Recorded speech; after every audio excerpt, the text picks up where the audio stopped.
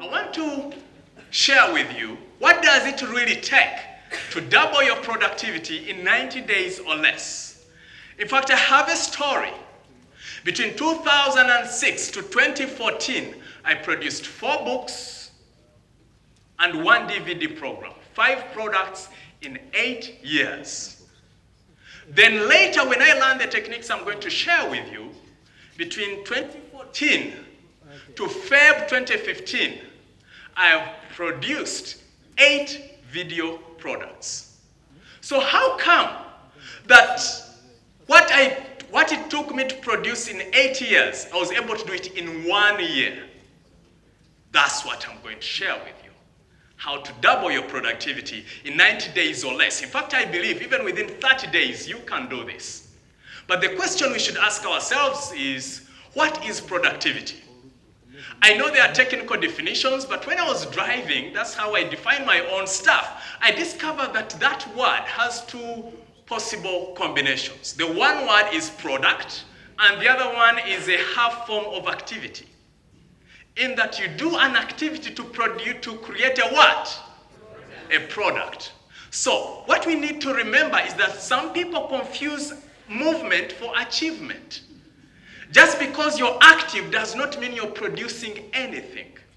As a matter of fact, some of us who have notes, I would challenge you to stop the business called to-do lists and start having what we call productivity lists. Because just because you're doing something doesn't mean that you're productive. Have you ever seen those guys on stage at work? They're moving up and down, they're sweating, they shift chairs, they throw papers all over the place. At the end of the month, you ask them, what did you achieve? They can't give you an answer. But I was active. Weren't you seeing me? So, and why should we talk about productivity? Number 1 is that it boosts your self-esteem and confidence. Ever had those days whereby even if your manager doesn't celebrate, you feel so good because you were productive? Ever noticed that? Yes or yes? So at least you feel good. Number 2 is you're able to do much more in less time. And number 3, you're able to make your life count. You see, we are told to be co-creators. But to create what? You see, before I discover these tips, sometimes I would start the day, then I'm checking out the Arsenal feeds because I'm an Arsenal fan. Sorry, those of you who support Man U, God bless you. And I would be there, then before I know it, I'm checking my messages, then I have to call someone. Before you know it, the day is gone and I have nothing to show for it. So what limits productivity? What are some of those things? Number 1 is multitasking. You see, multitasking, when I was growing up, I was told, to produce more, you have to multitask. But apparently, research shows that multitasking is dangerous. Typically, we can, we've even heard it that, women multitask better than men. That's true. But still, productivity is not as what it should be. Because we know, for example, that when you're on phone while driving, you increase your chances of creating an accident or being involved in an accident by 400%. Why? Because your mind can typically focus, or the healthy way is focus on one thing at a time. So rather than think multitasking, we have to start thinking single tasking. The other one is poor planning. Do you really plan for your day? I've had organizations whereby someone is driving up country to do some work, and then calls back the head office, hey, but looks like we don't have enough fuel. Can you help me out? I'm like, why didn't you plan better? Do you know people who keep in their circles? You've ever had that? Hello? Those people, and they are not producing something tangible, but because they didn't plan properly. The other thing that limits our productivity is distractions. How many of us have more than 2 email addresses? How many of us have more than 1 phone line? More than 1 phone line. Good. How many of us have more than 2 social media accounts? More than 2. More than 2 social media accounts. Good. So let me ask you a question. How are you going to manage all this when there are so many distractions? Facebook is pinging, Twitter is pinging, then the email, then a phone call, then an SMS, then your ex-girlfriend, then ex-boyfriend, then your manager, then the landlord because you haven't paid rent, and then before you know it, someone bumps into you. do you have a minute? And usually, is it a minute? No. You're working on this amazing project, and even worse, someone says, can I have a second? And I usually tell them the second is over, and they get to the point. So there are so many distractions, and the challenge is, according to research, when you are engaged into something, what they call the zone, do you know when I say zone, do you get what I'm talking about? You know, when you're lost into something, if someone bumps into you or distracts you, then apparently it's going to take you another 25 minutes to get back into the zone. So how can we then double our productivity in 90 days or less? What are some of the tangible techniques? Number one, know your productivity hours or productive hours.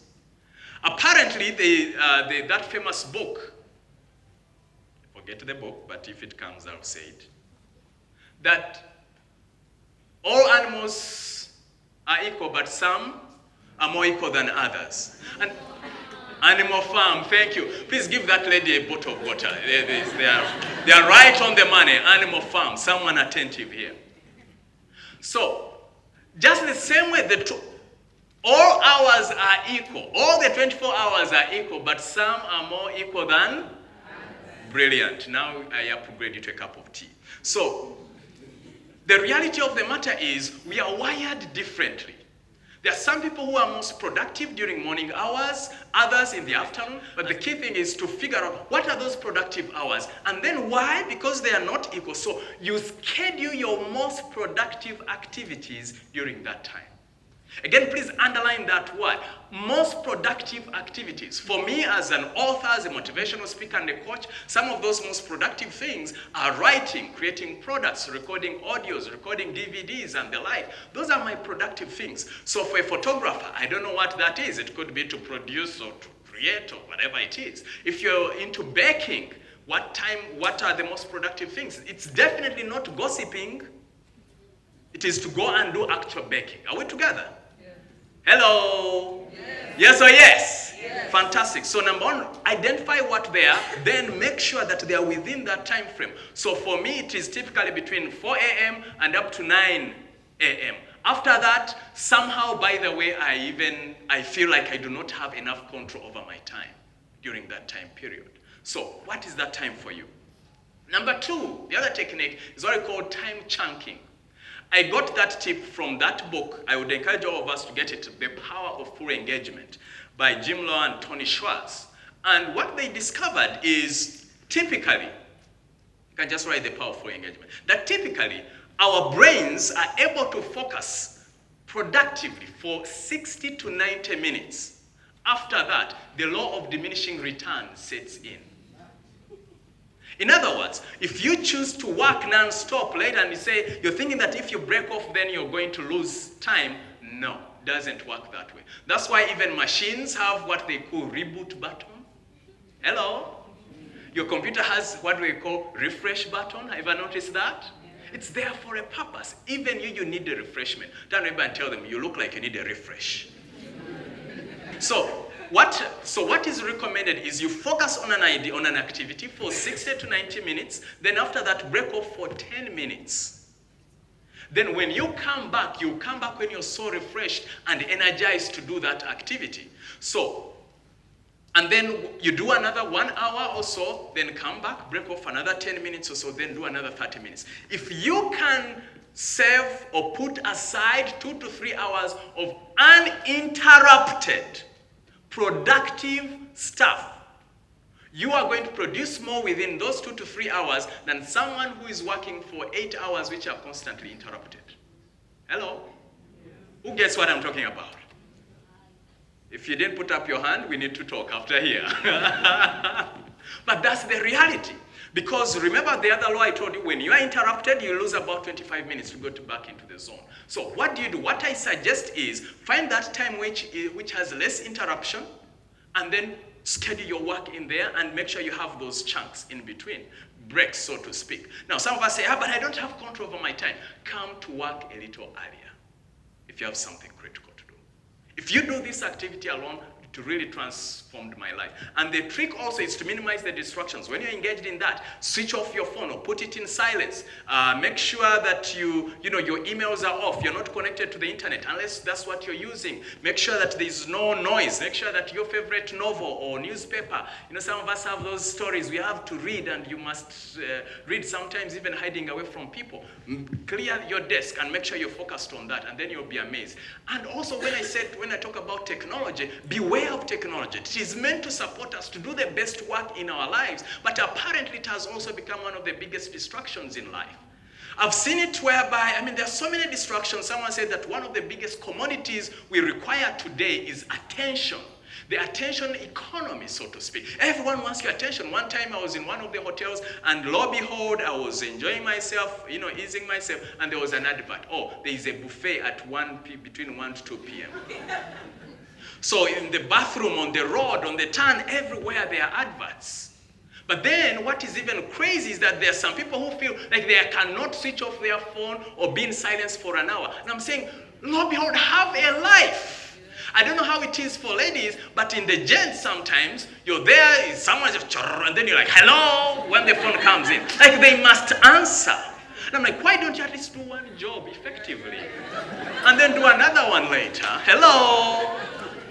The other thing that we need to pay attention to is to plan your day ahead. When you plan your day ahead of time, then research tells us from a subconscious standpoint, as you sleep, your subconscious mind is actually working, so it starts working out the solutions. You'll be pleasantly surprised that sometimes you wake up in the morning and boom, an idea is, oh, I should do it this way. That's one advantage. The other second advantage is, while others are planning on terms of what to do, for you, you'll be already doing stuff. Hello? You see how you get ahead from everyone else? Yes or yes? Yes. Good. I like that. Focus and minimize distractions. So figure out what distracts you. Some of us need to move away from home and go outside on the couch, or not the home, but it could be the phones and the stuff that I talked about. The other technique is presence. The picture you're seeing on the screen there is, we were doing water rafting. I'm actually the guy, if I point here in the right, that's me. There, we were doing water rafting on River Nile recently, and that is Itanda Falls. Now, Itanda Falls has 3 different levels. There is the 4th grade, then 5th grade, and 6th grade of the rapids. Now, when they say grade, it is how deadly or how dangerous the falls are. Now, think of 4th grade rapids as 4 levels of a floor, for example. Then 5th grade, 5, then 6th grade, 6 levels. So we were advised that to survive this place, you have to corner around such that at least you raft through the 4th grade rapids. Now, for us, somehow, we missed the turn and the water pushed us into 5th grade. So 5th grade meant that any time we might go to the 6th level, which is too deadly. So we were there, and now it meant better get ready. That moment, we have our guide who is seated at the back, whom you're noticing here, is the one who offers instructions on what to do and not to do. Because the rapids are so wild, you have to listen to instructions and you have to take action instantly. So the instructions were changing like every 3 seconds. Down, up, go, paddle forward, paddle backwards, turn, left, right. So we had to be so present. Just so you know, that 5th level grade, no one has ever ridden through those rapids without flipping over. So the kayaks and the other lifeboat, they were there waiting for us, and they were holding their breath, saying, what are these guys going to do? They are waiting. Even the photographer, I understand how to step backwards. That's why the picture is not so close. But luckily enough, we made it through to the other end, and everyone held their breath like, wow, how did you do it? And mind you, we were calling ourselves the crazy team. So beware of the name you give yourselves or the name you give to your children. That was crazy. They said, you guys are crazy. And indeed, we were crazy. What I learned there was the power of presence. Oftentimes, we are not as productive because there's so much going on. Their attractions are so wild. You see, there are storms, there are these rivers. So you can see that life is like a raging river. There are so many rapids. Unless you're present to your activity, you might be swept off to 6th level, 6th grade rapids, and we may never see you again. That could be in your career, that could be in your relationship, that could even be the guy holding the camera right now. To be present means you're there. If you're on a computer doing something, you do it. If you're playing football, you play football. You're there 100%. Your body, your soul, your spirit, you're there. Think about your energy like a balloon, that it has this energy, and once you throw it, it's going to create impact. So any distraction, when you think these other thoughts, it's pulling out some of the air, and by the time it hits that activity, it cannot shift it because the power is less. Even when you're listening, listen fully. Rather than some of you, some of you could be looking, look at him, does he eat? Look at him. How old is he, by the way? So, when are we finishing this? Is TEDx? Is he really an X guy or XP? So just be present when you're doing something. So you have to, if you can, whenever you have an activity, if you give it your 100% attention, at least for those 60 to 90 minutes, you'll be amazed at how much you can do. Because when you're not present and you're thinking about the landlord, for example, and then you're writing a report about the land policy, you might find yourself writing there, landlord instead of land policy. And then people are wondering why your documents are messed up. And then you say, the work is stressing. No, the work is not stressful as such. You're not as present. So your body is under. Have you ever noticed the computers, how they freeze when you have so many actions going on? Have you ever noticed that? It's because it is overloaded. So sometimes we overload ourselves with thoughts here and there. It's even in dating. Sometimes you see a single man and a single lady, they are there out on a date, but everyone is on their tab, they are checking, they are tweeting, they are gossiping, and you're like, wow. But you're missing the opportunity in front of you. Hello? That exercise, according to the gentleman, the second last idea I want to share with you is exercise. Well, it has been talked about, but let me tell you what Richard Branson said, one of the richest guys in the country. He said, for him, exercise gives him an extra 3 hours of productivity. Now, this is one of the richest guys in the world. And sometimes one of the quickest ways, by the way, to do that, for me, my office is on the 6th level. What do? I almost never take the elevator. I walk. Some people find they have to 400. If there's anything that is less than half a kilometer, I walk there around town. But you see someone 400 kilometers away, they sit in traffic jam, they are sweating, especially when there is no AC. They spend another 30 minutes to get to some place which would have taken them 10 minutes. Walk, exercise. What you see on this picture there is you also have to have a purpose beyond the paycheck. That's my last idea. What's your purpose? What drives you? You must have an idea why you're taking action. This picture you see there, that's my little baby. I look alike, thank God. No need for DNA test, hallelujah. And so that's my little angel, Shiloh. From the time she's now 9 months old, but I can tell you from the time she came to life, my productivity went through the roof. I have a reason why I am working. So I'm not saying that if you don't have a baby, for example, you're like, tonight is the night. The future is today. That is the theme of the event. The future is today, madam. Sir, today. Oh, well, if you have the opportunity, God bless you. We have a pass around. We can lay hands on you and off you go. But other than that, you can have something else. It could be to impact the world. It could be to build a home for your family or your auntie or your mother. It could be education for your children. So that you have a purpose. This becomes the propeller engine that drives you to take action. Because there are those moments when you feel tired. But when you have a big reason why you're doing something, you'll be amazed at how much you can do.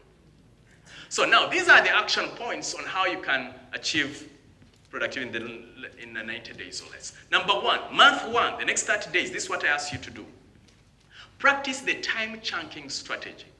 Rather than work non-stop where the law of diminishing returns comes in handy, just focus for 60 to 90 minutes, have a break. By that break, what is advisable, because most of us, we work seated, is do something else that is different from what you're doing. Usually it is mental. So do the physical. Walk, exercise, or call someone. Exercise, it is the physical. Call someone, that's the emotional. Pray, that is the spiritual. Then you are a balanced human being. So do something different for 10 minutes or so. You do 60 minutes and break in between another 60 minutes, then another 30 minutes, you'll be amazed at how much you can produce. Then once you've developed that habit, because habits typically take about 30 days, the second habit I want you to pay attention to is identify your biggest distractors. For me, it is the phone, it is internet. Those are my biggest distractors. When I'm online, I keep thinking, I'm too creative, I keep clicking. I want to check something. So for me, I keep the modem away, I put my phone in silence and hide it away. Then that is month 2. If you do these 2 activities alone, you will be pleasantly surprised. And lastly is, do your most difficult and productive work, I should add. Productive activities, identify what they are, and then you'll be amazed at what you can do. And you make sure you do it fast, because when we start our day, our wheel is this big. And as the day goes by, the wheel becomes smaller and smaller and smaller. So do your most productive stuff early in the morning when your wheel is this big, not when it is this small. And I can guarantee you, ladies and gentlemen, you are here for a purpose on planet Earth. Make your life count by being productive, by focusing, by being passionate about work, by being present. And when you come to the end of our lives, we'll be saying, here lies an amazing woman, an amazing lady who was so productive, made a difference in their personal lives, in their family, in their community, in their world. Thank you so much, and God bless you as you produce the work that you